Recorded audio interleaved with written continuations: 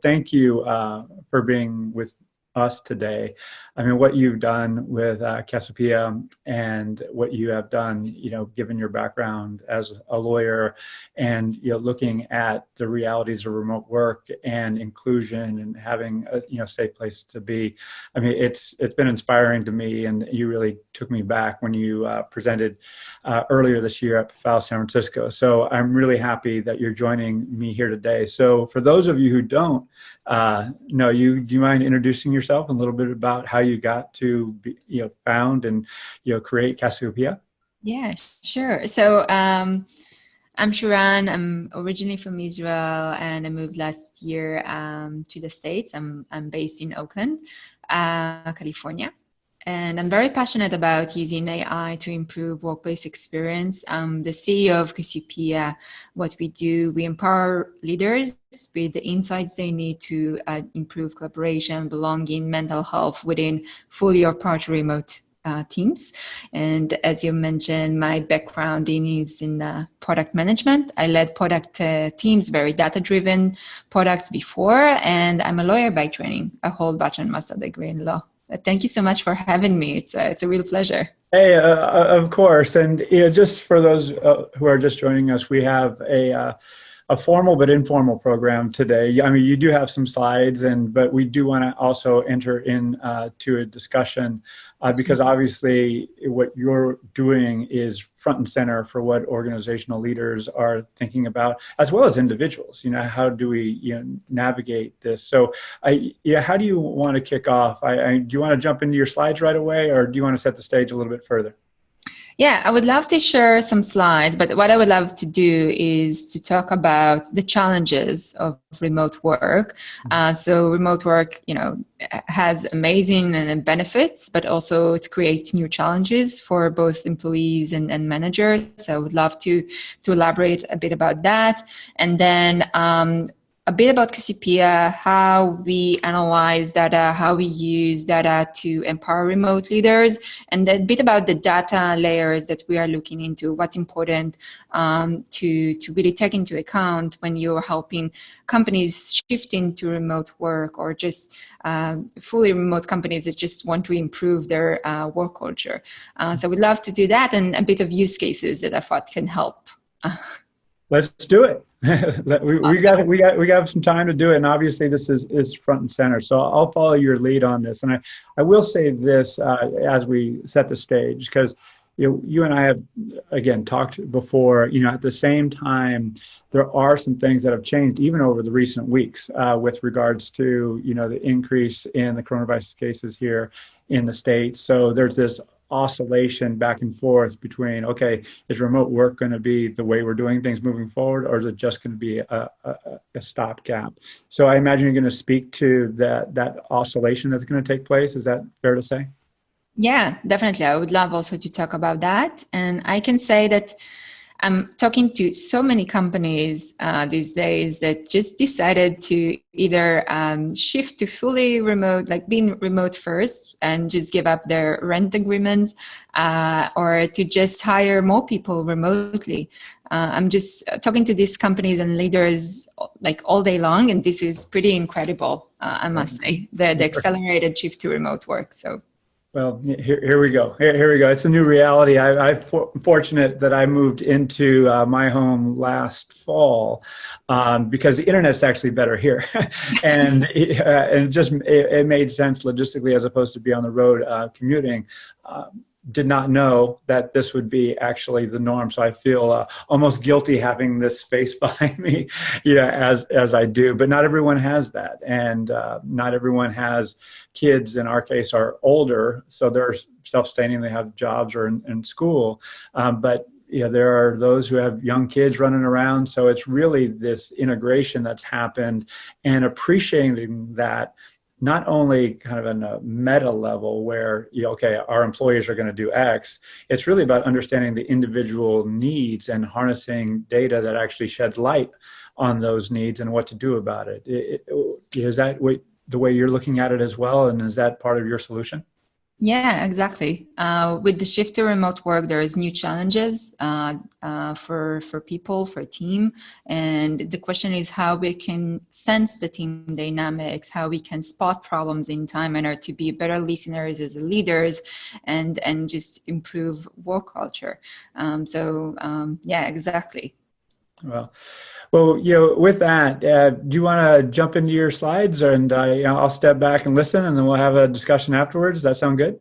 Yeah. Also, feel free if you have some comments, during my slides. As you mentioned, we want to keep it as an open discussion, so feel free. Absolutely. Definitely. Perfect. So. Yeah. So as you mentioned, and I think I'm not sure if I need to mention it at all, because I feel we all sense that in the last few weeks or month, remote work is here to stay. So if I mention about this whole bunch of new companies, and I'm talking mostly with tech companies, so I think in this sector is also very, very vivid. There's a vivid discussion about, shifting to remote work, hiring more remotely. And it's definitely remote work is here to stay. We'll see more hybrid teams or fully remote teams. And as we mentioned already, is what we also see and feel these days is that remote work, with all the amazing benefits, I don't need to commute anymore to work. I'm very flexible with my time, which is amazing. But also it's create new challenges, both for employees and managers. So for employees, we see that 66% of employees experience difficulties with loneliness, work-life balance, collaboration, communication, or staying motivated. Also for managers, so according to our data, I'll move it here. What we see is that 77% of managers indicate it's harder for them to manage their team remotely. And here on the left, you can see some of the difficulties they experience. So lack of relationship among employees, difficulties with communication, decreased employee visibility, increased difficulty in supervising and managing work, which is also a big challenge, and decrease in work-life balance. I will elaborate a bit more about that in the next few slides. And what I can share is that they're absolutely right. So basically, when you're managing people remotely, it's like working with a smaller data set. So you don't have all these small data points you used to have in the office. So you don't see how people engage with each other, if they're drinking coffee together, if they're smiling during the day. So you don't see all these small data points. And the question is, how can we help leaders to close that gap, allow them to better sense their team dynamics and spot problems in a time manner? And this is like exactly what we do at Cassiopeia. We just empower managers that leading remote teams with actionable insights about how to improve collaboration, belonging, and mental health within remote teams, fully or partly remote teams. The way we do it, we just integrate into the API of Zoom, Slack, email, calendar, whatever a company is using. We are using only metadata, so data like who sent to whom and when. We're not analyzing any text, no content, nothing like that. And we provide an actionable insights. We just send weekly email reports for leaders with the most relevant actions for them. So you can see here how it works. It's just very simple, just a weekly email with the most relevant insights for your team for this week. So you don't need to log in into a separate platform or to get used to another tool. So it's really important for us. It's part of the user experience. And yeah, so this is like a bit of explanation about what we do. So you'll have a bit of a background. But what I would like to talk to you about today is, what is our perspective, what we should look at when we're helping leaders to just shift to remote work or just improve our work culture as a remote team. And I thought it would be interesting, for our audience. But feel free to ask some questions. So this is the workplace culture analysis layers that we are looking at. So the first one is about collaboration. So what we see these days was that when companies are shifting to remote work, in many cases, it just affects the collaboration within the team, but also between teams. So for example, what we see is that when you used to be in the office, you heard, other teams, what they're talking about, what they're working on.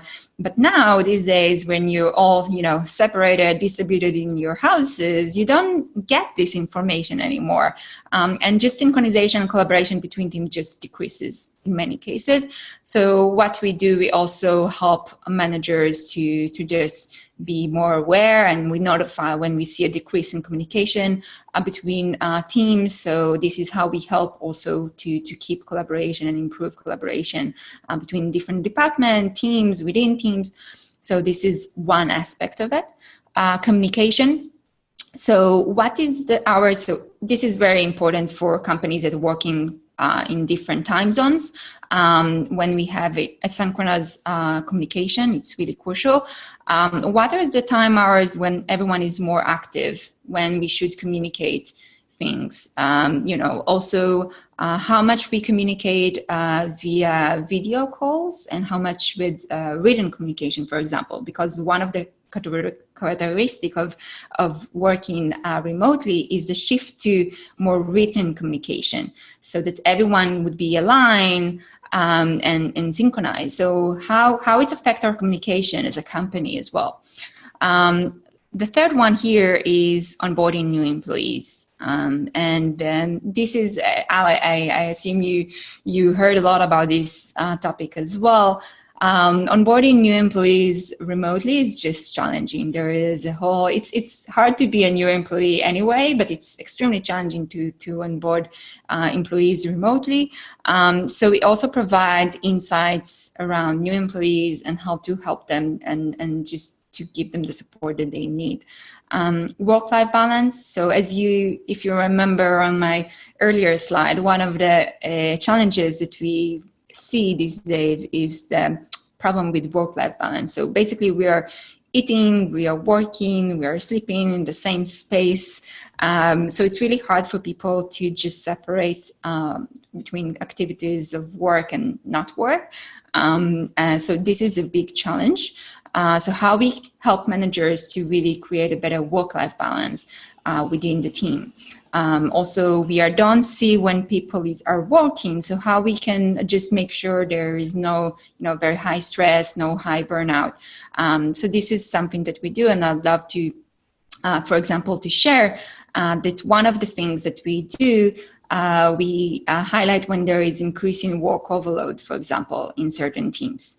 So this is really important. Also, if we see that people are working more over the weekends or nighttime, we're helping managers to understand what's the work-life balance of the team. Lastly here, it's the work-day balance. So what we see, and I feel that all of us just sensing it these days, when you shift to remote work, in many companies, they're trying to close that gap by over-communicating. We need to over-communicate. There is a big gap here. So we're setting more calls, more meetings, which is very important. But also what it's created is that in many cases, employees just feel they don't have any time left to work on they're actually personal tasks. So this is just create a lot of stress and work overload for employees. So how we can create a better work-day balance for our teams now with the shift to remote work. So I would love to show just a few use cases on that.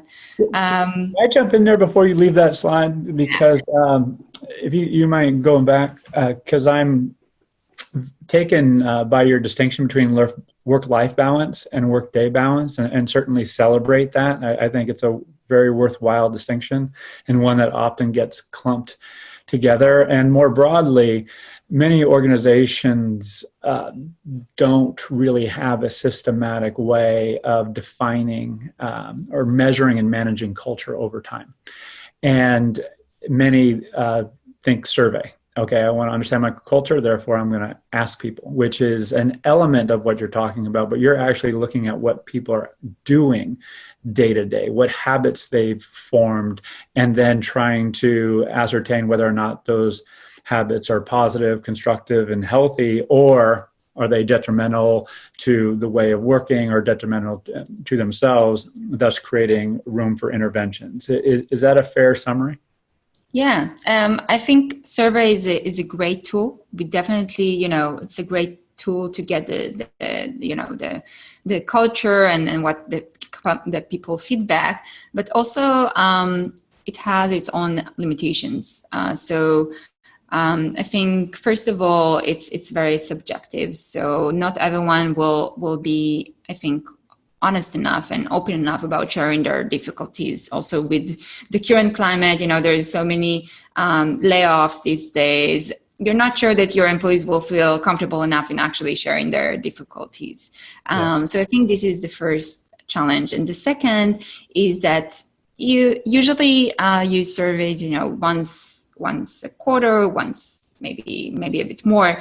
But what we are doing is helping to get a very constant insights, so real-time insights, so you can really take action when there is difficulty and not just wait for the next quarter to just perform your survey. So yeah, definitely.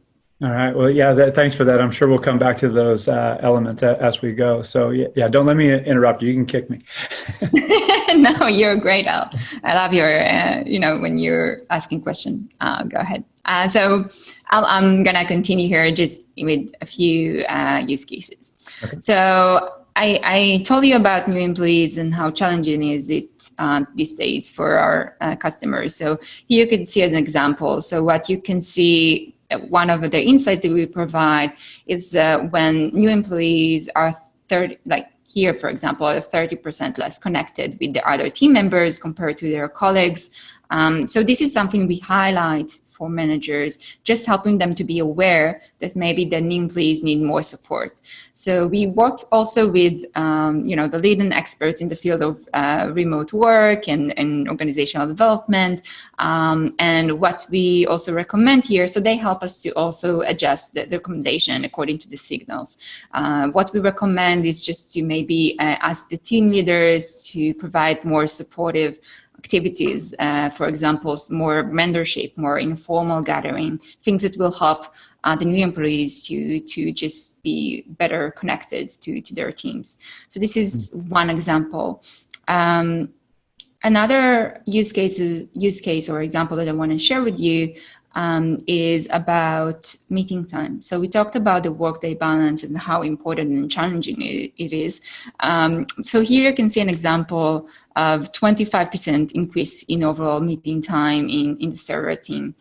So you can see that the server team is also have 5.5 hours a day of online meeting, which is quite a lot. We are highlighting it for managers to be aware. And what we recommend in this case is just to ask, next time you're talking to the team, to ask them if they feel they have too many meetings, and if so, what kind of meetings are redundant. Maybe we can make them more efficient and so forth. So we just help managers to get the insights they need to create a better workday balance for their team. So this is just the two use cases I want to share with you. And just a bit about the, Cassiopeia and how we do what we do. So we take our user privacy very seriously. And I feel that everyone that, using people analytics, this is something we should consider. The first thing we probably should consider, privacy and security. So I definitely, what I can share that we do, we provide insights about the manager communication with each and every one of his or she's employees. And we provide insights about the team level or subgroup level. So we won't share insights about, John didn't talk to Al for more than 2 weeks, nothing like that. So this is how, we keep our solution to work according to the highest standards, and also make users feel very comfortable using our platform. So this is a bit about that. We are not analyzing any content, as I mentioned, which is very important. And the onboarding is very easy, between 10 to 15 minutes, and you get an instant insights and impacts on your team. So this is just a bit about that. That's it. Let me, do you mind going back 2 slides before how it's done?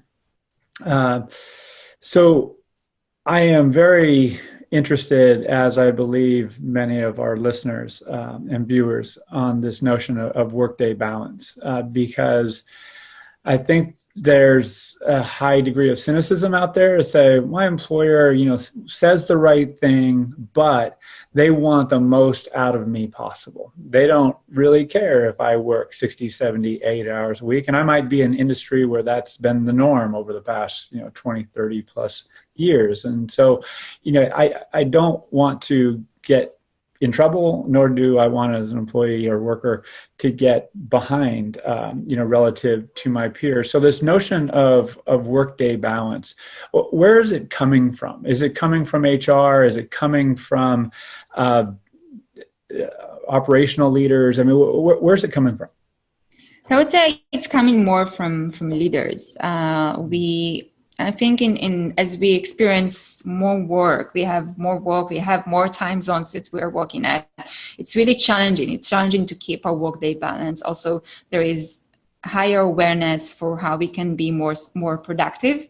And this notion of how we design our workday is really crucial for that, right?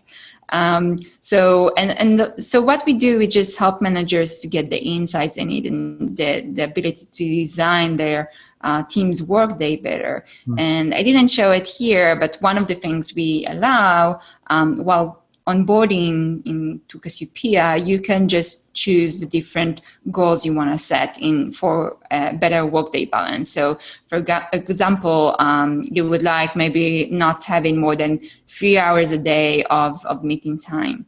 Or if you want a focus time in your team to have more than 3 hours a day, just the bulk of focus time.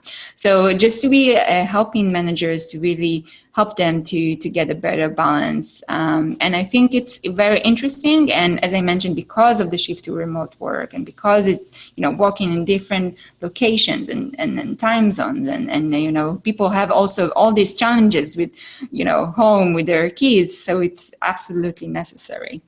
Yeah, it's, it dawns on me that, gosh, if leaders and managers who are directly responsible, because there's these dual pressures, right? Leaders want to drive organizational performance. Team leaders want to join or drive team performance. Yet they also want to look out for the human needs of the individual. So there's that, the struggle's been around forever. However, I think it's been more kind of present than, given COVID-19 and given what we're doing with return to work. So this might be out of scope, but I'm interested in your thinking philosophically. So let's say, since we're working from home as a premise, we have less capacity. When you're commuting, you might have a call, a work call. You might listen to a meeting on the whatever. Then you get to work, and then you're working. You're focused. You don't have distractions. You're not doing dishes. You're not washing clothes. You're not taking care of the kids. And then you go home and you reflect, and then you take action in the evening potentially. So there's a 8, 9, 10 hour day. Now, to put that in the home for many people is not, realistic. It can compromise their relationships with their spouse, with their kids. They have duties around, the home. So even though in some cases they might say, okay, this is great. In other cases, given the age of the kid, stage of life, other requirements, it might be the case where they have, less capacity. So my overarching question is this: can and should leaders be looking at different salary requirements and different workload requirements to accommodate those salary adjustments? And it's a leading question because many companies are now, hey, we don't have all this real estate, costs, and why should we keep paying employees or workers, the same amount if we're not, having these same fixed costs? And so, I would love for workers to benefit from that. However, that doesn't seem to be the trend, at least at this point. So it sounds like your tool, your solution, what you're bringing to the fore can actually help, for lack of a better term, level set across individuals. So, they might be working the quote unquote right amount for them. Is that, is that your hope, if I might put it that way? Yeah, I can share that what we are aiming to do is to help people feel connected, even if they working in different times, if they're having their different challenges, helping them to feel more connected and improve the sense of belonging, which is pretty crucial in distributed teams, definitely. And I think it's a big part of it is what you mentioned, it's absolutely right. We have all these challenges, how we design. We talked about designing a workday, which is very important, but also how we design our physical space and, what we need in order to really work efficiently and in a better way, working from home. And I think that employers be very minded about that. So if we're not paying for rent, how we can maybe support employees to just design their space better to be more productive and ready for success. Yeah, well, I have some advice. I don't know how much it's affect my productivity, but at least I have a little corner here that I can call my own. This is fantastic, given that it delivers a value proposition for the individuals themselves. At least it can, arguably should. And so with that in mind, do you believe that that's where some of the privacy concerns are alleviated? That, okay, hey, I don't mind you really looking at my activity because I believe it will benefit me? Or do you see the other side of it where, oh gosh, now they're looking at my day-to-day behavior, therefore I'm going to, behave differently, classic Hawthorne effect stuff? Yeah, what we do, and I think that everyone that's using people analytics knows that it's a big part of it is how you communicated it, right? What's the messaging? Because it's really important to use the right messaging and be transparent. And we invest a lot in our messaging package. So with our customers, we provide them the messaging, the marketing materials that they need in order to communicate the use of Cassiopeia, what we are doing, why we're doing what we're doing, what the benefits from it. So this way, employees can feel very comfortable. And also what we get is that their appreciation, that the leaders, that companies are doing the extra step to really make sure that they feel, that they collaborate well, that they feel well, that just to create better teams within the company. So definitely it's how you're doing it and what kind of messaging you're using. Yeah, and when you talk about messaging, I want to go back to this feeling of inclusion and sense of belonging, because we're not seeing people in 3 dimensions right now. We don't, to your earlier point, our earlier discussion, people's facial expressions and the nuances of human communication to understand that what they're doing is garnering a positive response or not. So my point of question, what is the frequency in which you see this solution being brought to the fore and actually utilized by leaders? And what type of interventions do you not only see, but hope to see moving forward? Yeah. So as what we do, we provide at the beginning, the first month, a weekly email reports. And then it becomes once in 2 weeks, so bi-weekly. And we also provide a monthly report. So it's more about the trends that we can see. So for example, if what we also provide is a report of their culture before and after the shift to remote work, for example, which is, generate a lot of really interesting insights and some insights that help leaders to better shape their remote work policy. So this is what we do. And I think what we'll see in the future is that we need to provide these insights, but in a very real-time and very actionable way.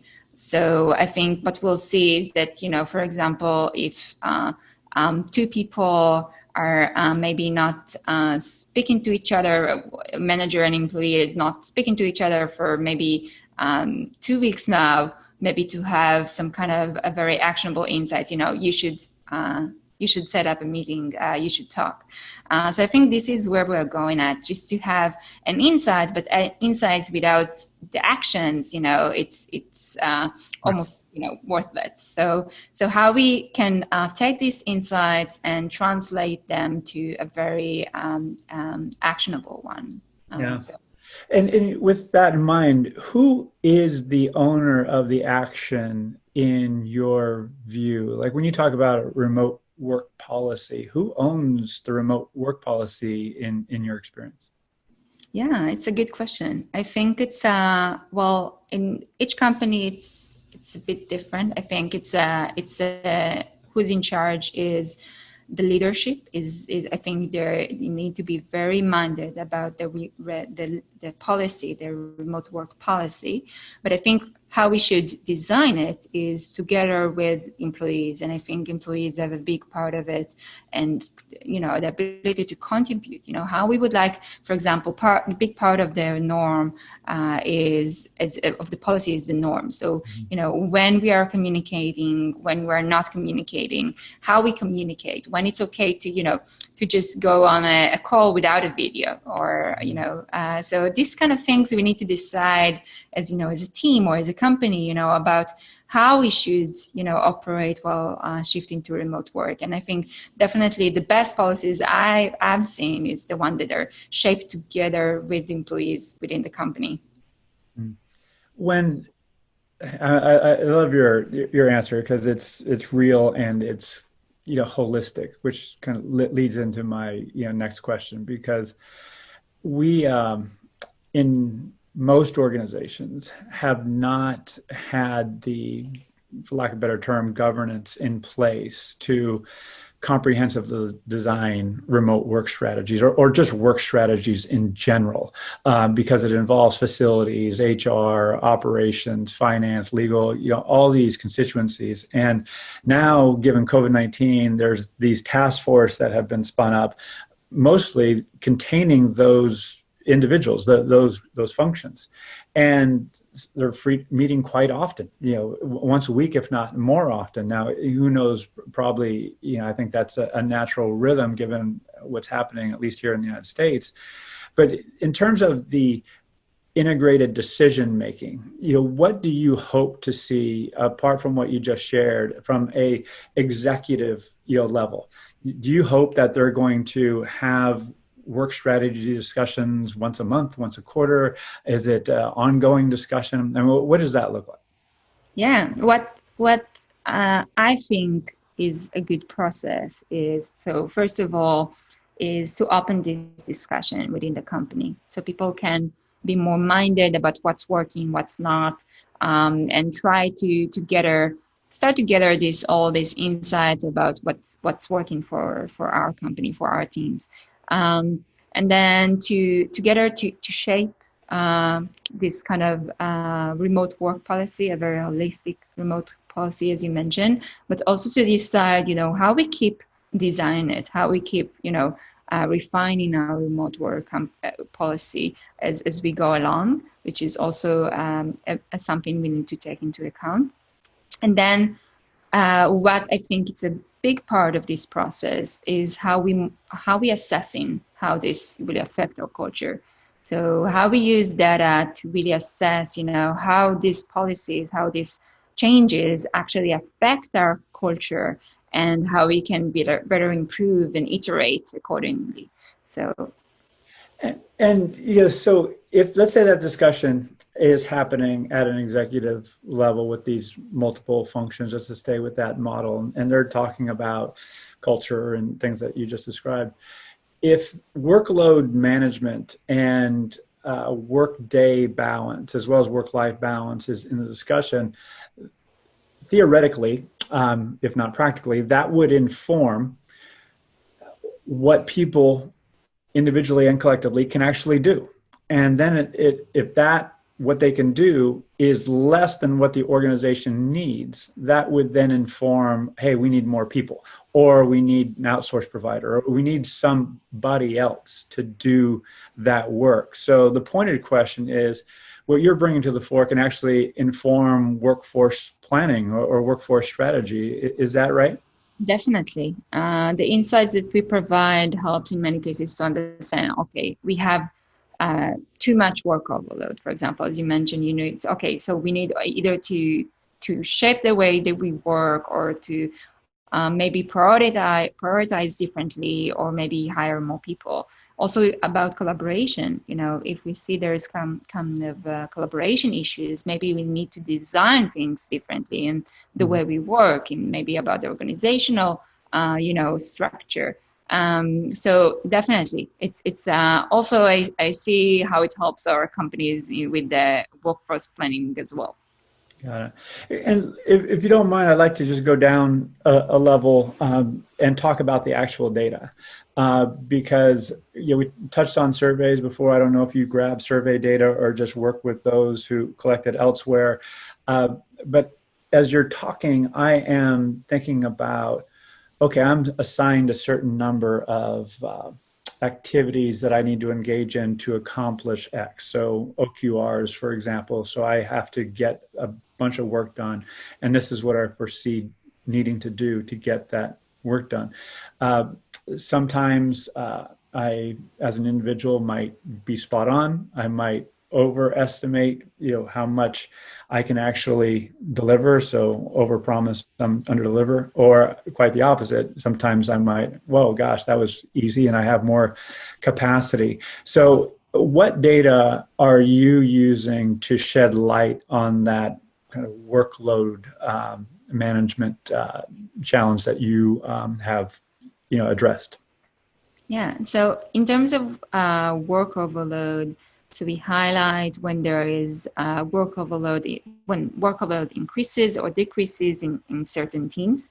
We won't show work overload on individuals, as I mentioned before, because we want to keep people's privacy. So, but we are definitely can show it on a team level or a subgroup level. Mm-hmm. Also, if people are working more on, nighttime, or working more with specific teams, so you can also track this work overload and understand, for example, if maybe people are working less, maybe we can drive more projects.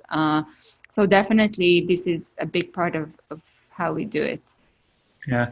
And, in talking before, just to emphasize a point, it's not, if I'm a leader, whether it be a team leader or organizational leader, consuming the insights that you're generating, it's not looking for what's wrong necessarily. It's just really observing what's happening and then seeing if it is something that needs to be supported or an intervention needs to ensue. So in other words, the language I use, just being a compassionate witness as opposed to a critic. Would you suggest taking that approach, or is there a nuance there that you want to highlight? Yeah, I love the compassionate audience and witness. Sorry, it's a really great one. I can adopt it if you allow me. Hey, I was, to be credit, Sarita Chawla introduced that to me many, many years ago. So it has served me well. So take it, run with it, please. Thank you. So absolutely. but what we also do, as I mentioned, when there is specific patterns or signals that we already know from, analyzing data for our customers that indicate specific issues or difficulties. And when we see this kind of insights or patterns, we also recommend, more than just being a witness, we also recommend, what leaders can do in order to better either explore or research this issue or just to maybe to handle it. So this is also this is a big part of our discussion earlier about how you take this data from being just data and make it actionable for leaders. Yeah, it's yeah. Again, I don't know if it's a step back as opposed to a step across, because the remote work situation, not only here in the United States, around the world, but just to focus here on North America for a second, is we have a very challenging time with social justice, and Black Lives Matter has elevated in terms of its priority. We're going to talk about that later today and tomorrow as a key theme of this event. So my pointed question is, in remote work, it's harder, arguably, to empathize and understand and reach out and be proactive around things that they're work related, they're cultural related, but they might not be specific to a task. So this notion of connection and belonging, what is your perspective? And you live there in Oakland, and it's been a central place of demonstration. I mean, what are you thinking about how to empathize to a greater degree, learn, and create a more constructive culture as we frankly deal with systematic racism and the need to elevate social justice in American society? Yeah, thank you. So I feel like I'm living in Oakland, so definitely for me and for my husband, and we spoke about this before. It's a really we are a great supporter of the cause of Black Lives Matter, and in general. We live in Auckland because we really love the city's values and how diversified it is. And what I think we should do as leaders, but also as individuals, is just be a better listeners and just make the extra effort in just listening more and just understanding more how people, what their experiences, what their challenges as individuals in the society or as employees, just helping them to be, to help to shape their experience. And so I think, and this is a big part of what I do is, as an individual, is just to help me to understand better. So I told you before, but I relocated to the States just last year, right? So I don't have a lot of knowledge about how it's like for the Black community to be here as as a Black person in America. How is it for them? And what I'm doing and trying to do is, also since I got it before the COVID-19, is to have more conversations and also attend more event about the Black community. So I told you about the event in the Black History Month, but also I'm trying to have more conversation, to understand more, to listen more. And I think this is what we should do, especially these days with all the challenges that we see around. Just be a better listeners, and then take this knowledge and try to make things better. Right. And thank you for saying that. And, particularly given that you're a recent immigrant, to see what's happening in America through your eyes is not only interesting right now. I'd be interested to talk with you in the months and years ahead to see how much from your perspective we have actually shifted for the better. And hopefully that is in fact the case, that we shift for the better. As we start to wrap up here, we probably have 8 or so minutes. I do want to talk about this notion of immigration as well, because we have global teams in many organizations. You mentioned you work in tech. So not only appreciating the Black experience, but having elevated level of empathy for people who are anywhere in the world. Can you speak to the need for us as individuals to stay in curiosity, to make an effort to connect, and potentially move away from the sheer transactional nature of many work relationships? Or is it the opposite? Hey, there's some relationships that are, just going to be transactional. We're not ever going to meet them, and we'll, just leave it at that. What are some of your thoughts there? Yeah.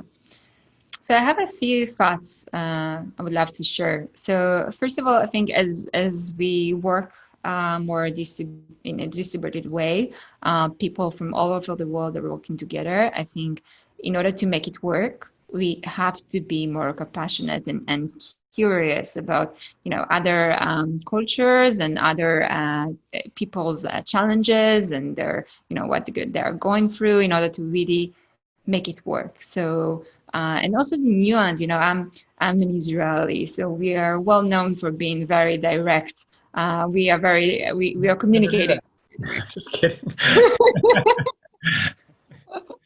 So, it's I think for both sides, for us, for Israelis, we need to also, think about, before we speak, is it too direct, or maybe I should tone a bit. And for the other people, I think that, knows it and they're aware of the culture to maybe to think about it, but also to be more patient about it, maybe, or more empathetic about it, and don't think we are, automatically that we're just rude, which, in many cases we are not trying to be rude. So this is, for example, my challenge as as an Israeli.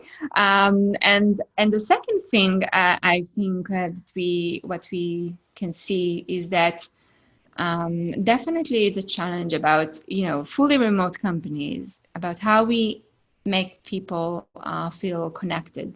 And I heard an interview about an executive that's saying, they usually, for fully remote companies, they have a few times a year, they have a retreat.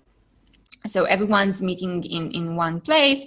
And he was mentioning, that when they're meeting each other, they hug.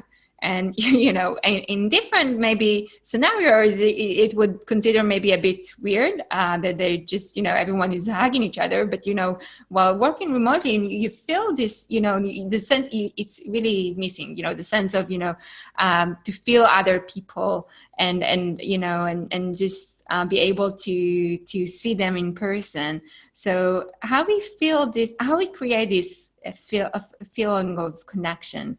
So, hugging is one solution, but I think we also need to find some more, what best practices, what works for us, and for every company is different. But definitely it's something we should take into account.